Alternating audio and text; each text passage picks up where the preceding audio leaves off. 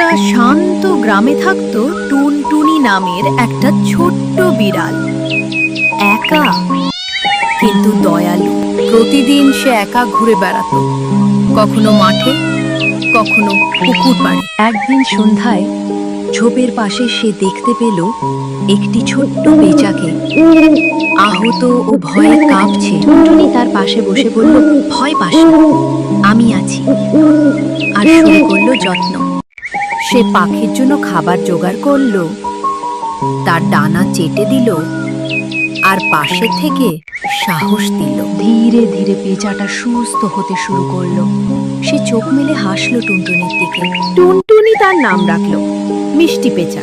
এবার তারা একসাথে সময় কাটাতে শুরু করলো। যেদিন মিষ্টি পেঁচা উঠতে পারলো, সে ফিরে এসে বলল, তুমি শুধু বন্ধু নও, তুমি আমার পরিবার। তারপর থেকে প্রতিদিন সন্ধ্যায় তারা একসাথে সূর্য ডোবা দেখে আর মিষ্টি সময় কাটায়।